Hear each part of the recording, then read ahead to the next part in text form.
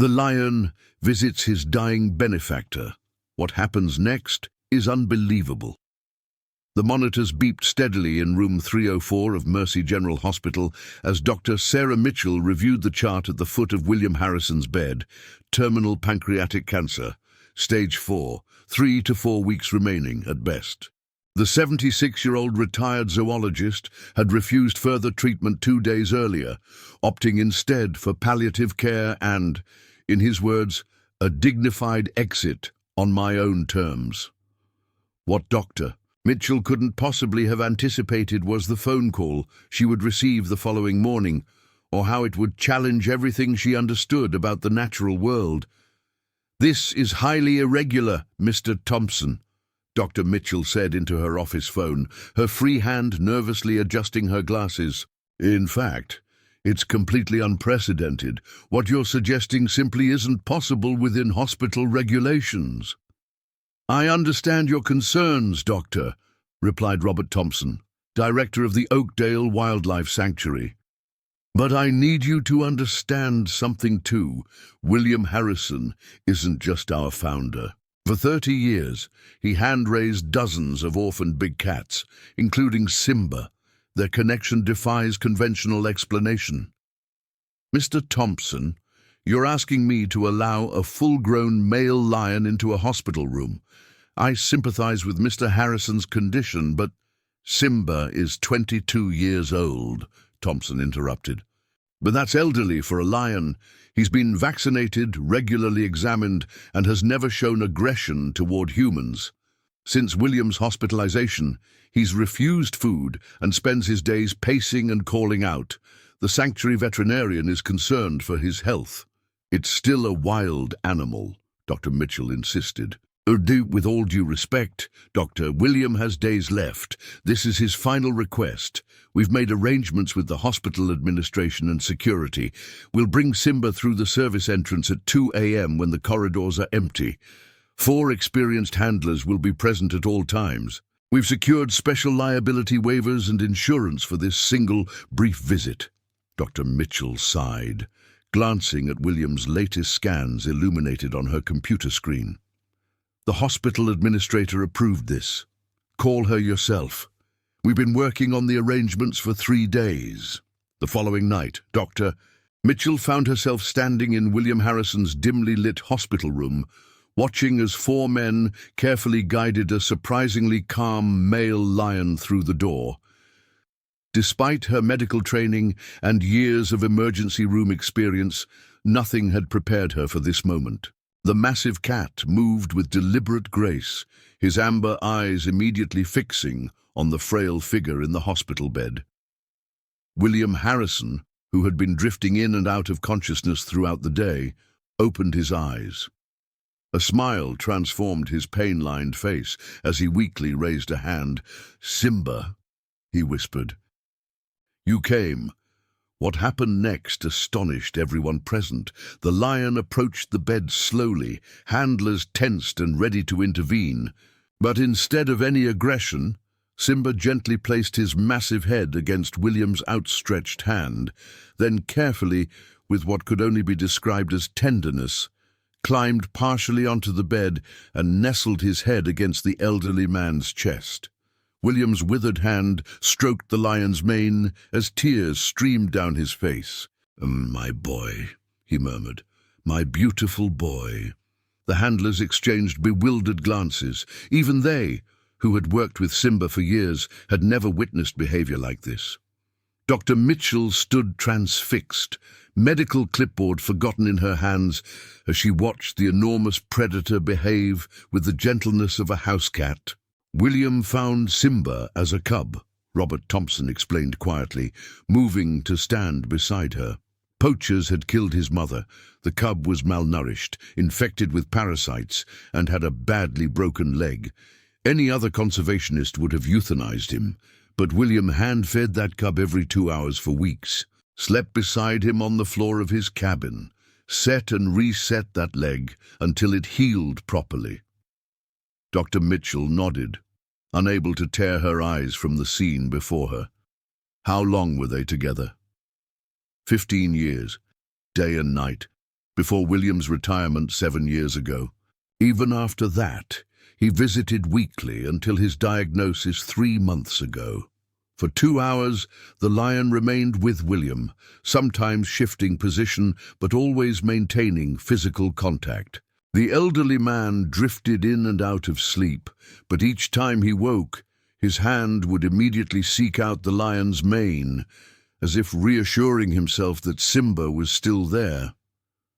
Dr. Mitchell checked William's vitals periodically, noting with surprise that his blood pressure had stabilized and his pain indicators had decreased significantly. The sense of peace in the room was palpable. As dawn approached, Thompson gently suggested it was time to return Simba to the sanctuary. The handlers prepared to separate the pair, a task they approached with visible apprehension. "Wait," William said, his voice stronger than it had been in days. "There's an envelope in the bedside drawer. Robert, please." Thompson retrieved a sealed envelope with Dr. Mitchell's name written on it.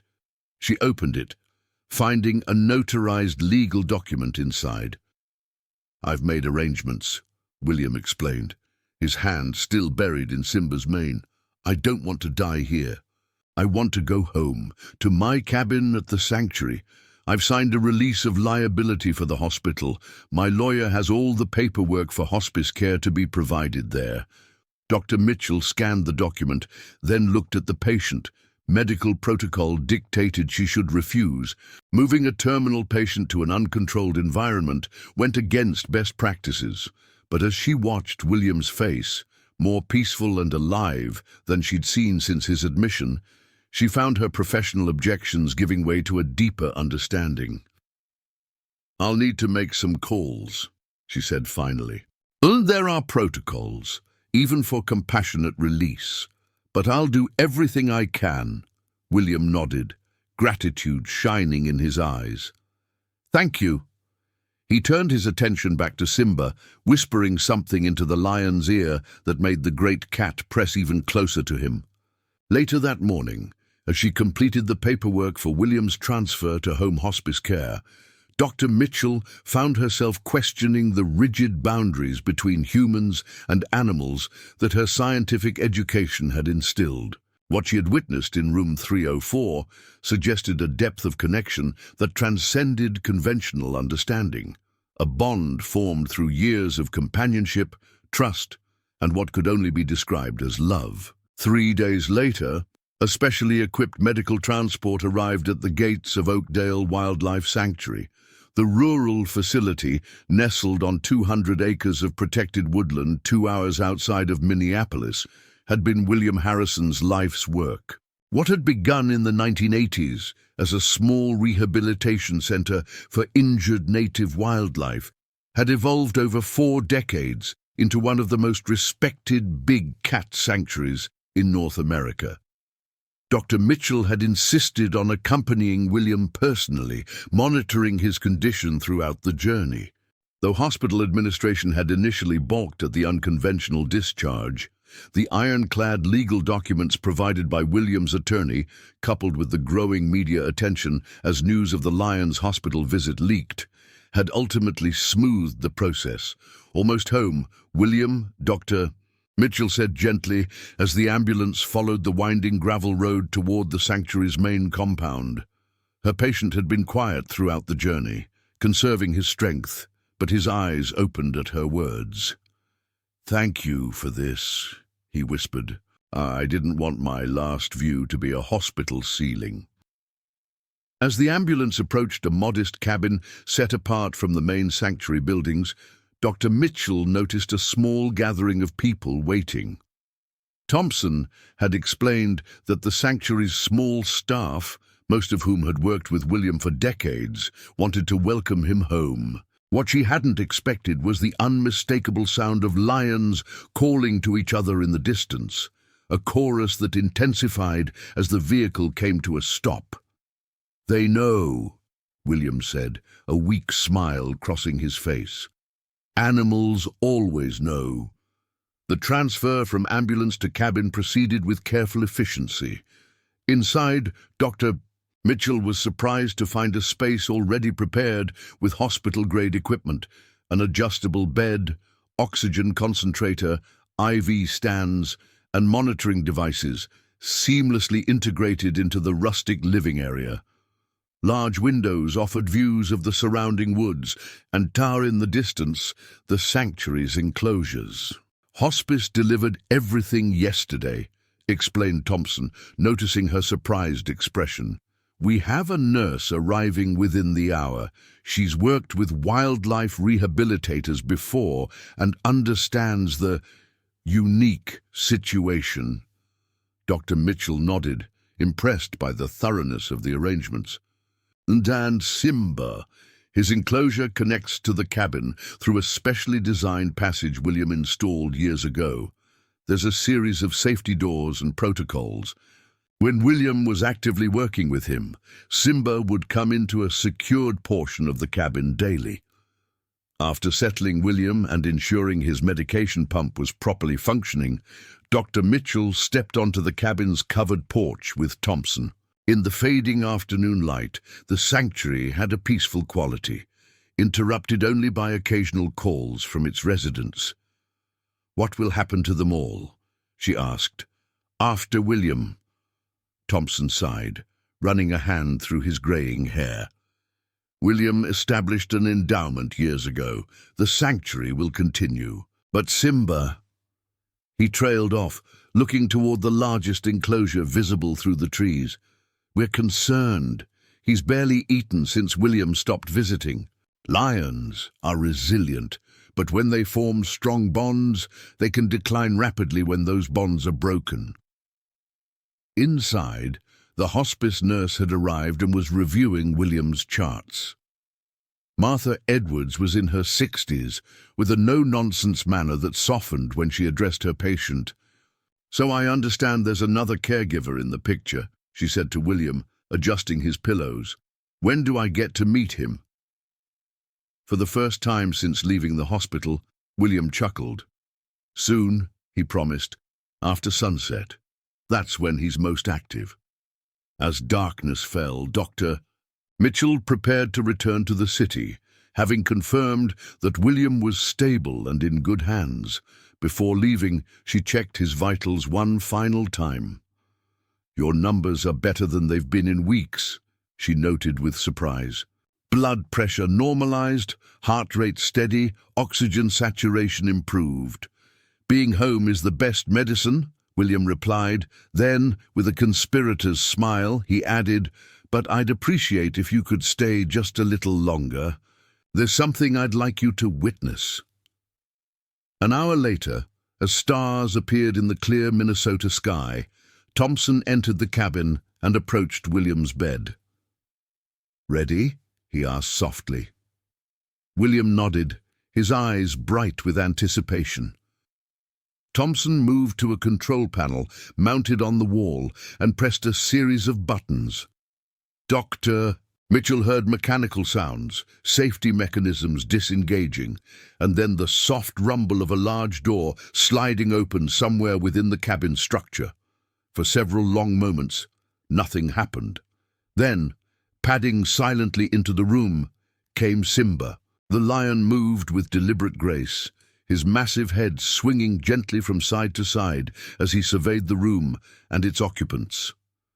When his amber eyes found William, he made a soft chuffing sound, a greeting Dr. Mitchell recognized from nature documentaries, a sound big cats made only when completely at ease. The hospice nurse, to her credit, remained perfectly still in her chair, though her knuckles whitened as she gripped its arms. Thompson stood close to the control panel, ready to activate emergency protocols. But Dr. Mitchell found herself completely transfixed as the enormous predator approached William's bed with what could only be described as tenderness. "Hey, old friend," William whispered as Simba gently rested his head on the edge of the bed. With trembling hands, he stroked the lion's mane. "I told you we'd come home." What happened next defied everything Dr. Mitchell had been taught about wild animals. With extraordinary care, The lion eased himself onto the reinforced bed frame, arranging his massive body alongside William's frail form, mindful of the medical equipment. Once settled, he rested his head against William's chest, a deep rumbling purr filling the room. His heartbeat, William explained, seeing Dr. Mitchell's astonished expression. Lions can hear heartbeats from great distances. It's how they select prey. The weakest have irregular rhythms. Simba's been listening to mine since he was a cub. This is remarkable, Dr. Mitchell managed. I've never seen anything like it. Most people haven't, William agreed, his fingers working through Simba's mane. We underestimate the emotional capacity of animals, their ability to form bonds, to grieve, to remember. Simba hasn't forgotten a single person who's ever mistreated him or shown him kindness. For the next hour, Dr. Mitchell witnessed something few humans ever had. The complex relationship between a man and a predator that most would consider incapable of the gentleness she now observed. Eventually, knowing she had a long drive ahead, she reluctantly prepared to leave. "I'll be back to check on you in 2 days," she told William, squeezing his hand. "But the hospice team can reach me any time if needed." William nodded, looking more peaceful than she had seen him since his diagnosis. "Thank you for understanding," he said simply. "Most doctors wouldn't have." When Dr. Mitchell returned to the sanctuary 2 days later, she found the atmosphere around William's cabin transformed. Word had spread about the extraordinary reunion, and a small media encampment had formed at the sanctuary's main entrance. Conservation groups, animal behaviorists, and wildlife photographers had all requested access. Thompson had denied most, protecting William's privacy, but had allowed a single documentary crew from National Geographic to film from a respectful distance. "He's having a good day," Martha, the hospice nurse, reported as Dr. Mitchell entered the cabin. "Slept through the night with minimal pain medication. Even ate a little breakfast." William was sitting up in bed, looking out the large window where the morning sun illuminated the autumn foliage. Beside him, impossibly, lay Simba. The lion's massive body took up half the reinforced bed, his tawny coat gleaming in the sunlight, one large paw draped protectively across William's blanket-covered legs. "You're still here," Dr. Mitchell said to the lion, unable to hide her amazement. William smiled weakly. "He's barely left my side. The sanctuary staff have to bring his food here." He gestured to a large metal bowl in the corner containing what appeared to be several pounds of raw meat. "Though he's eating more than he has in months."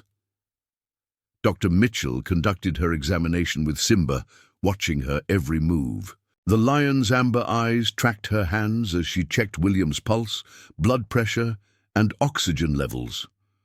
What might have been terrifying instead felt like being observed by an attentive family member.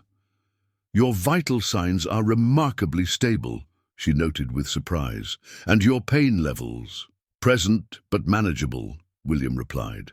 "Having him here helps more than any medication."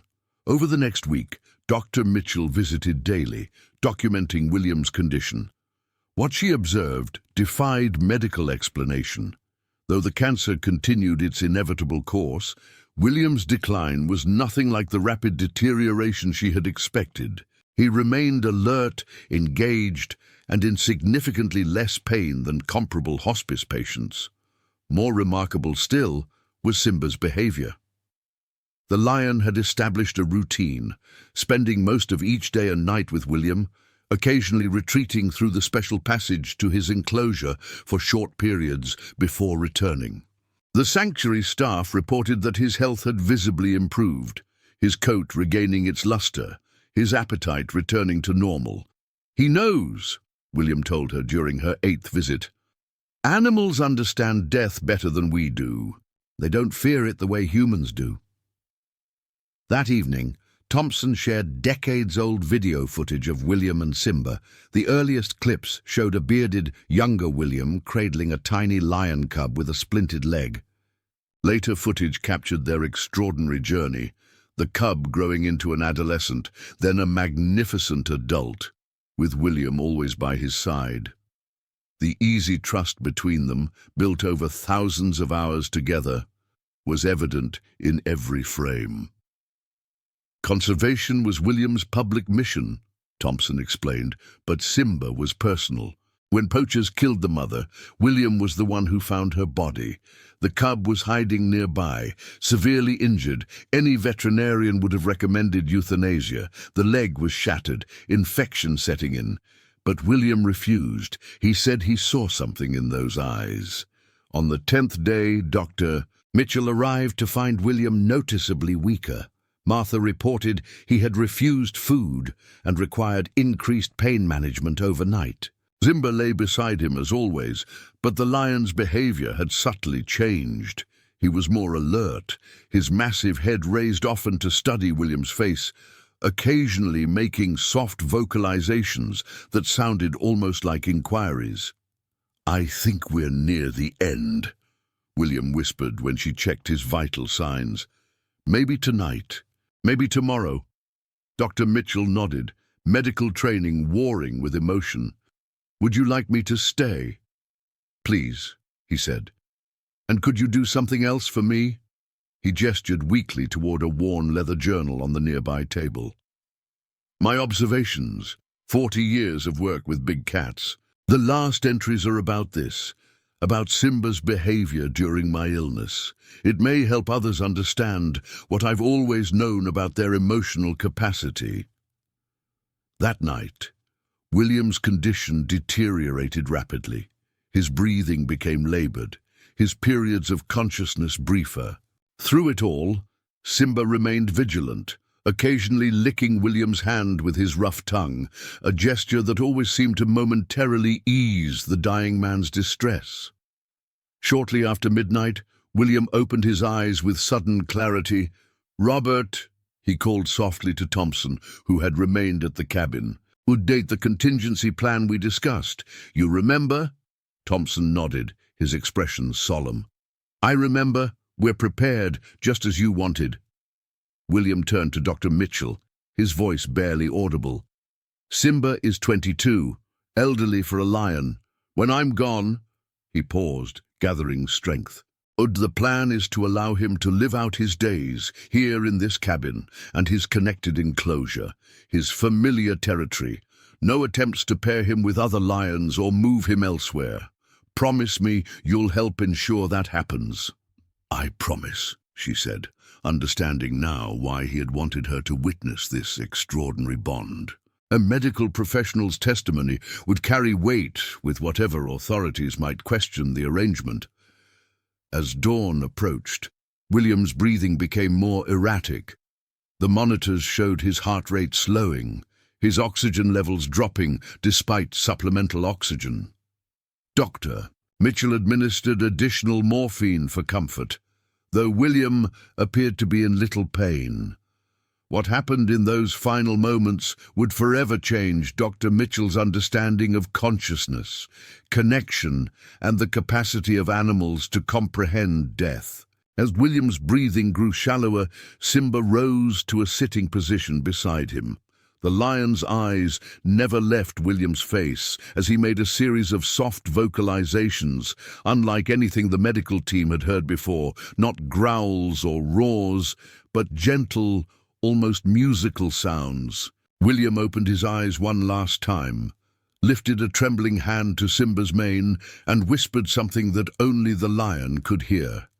Then, with a peaceful sigh, William Harrison's hand fell still. His final breath exhaled gently. The monitors flatlined. Dr. Mitchell moved forward to confirm death, but paused as Simba lowered his massive head to rest his forehead against William's. The lion remained motionless for several long minutes, creating a tableau of such profound grief and dignity that no one in the room could speak. Then, with gentle deliberation, Simba lay down beside William's body, positioning himself as he had every night for the past week, his large paw resting protectively across William's chest. The lion closed his eyes, a deep, rumbling purr filling the silence of the cabin. "Should we?" Martha began uncertainly. "No," Thompson said quietly. "Let him say goodbye in his own way." For 3 hours, Simba remained with William's body, occasionally rising to nuzzle his face or lick his hand before settling back down. When he finally stood and walked slowly through the passage to his enclosure, the sanctuary staff were able to attend to William's remains according to his wishes. In the days that followed, Dr. Mitchell helped document the extraordinary case for both medical and wildlife conservation journals. The National Geographic documentary, titled The Lion's Vigil, would go on to win awards and change public perception about the emotional lives of big cats.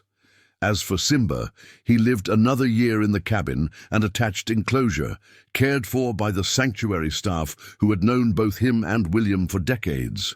Visitors reported that he would often sit for hours, gazing at the bed where William had spent his final days. His behavior neither depressed nor agitated, but reflective, as if remembering. When Simba eventually passed, peacefully in his sleep at the remarkable age of 23, he was buried, according to William's instructions, in a quiet corner of the sanctuary, beneath an oak tree where, years earlier, a young lion cub with a broken leg had first looked into the eyes of the man who would become his lifelong companion.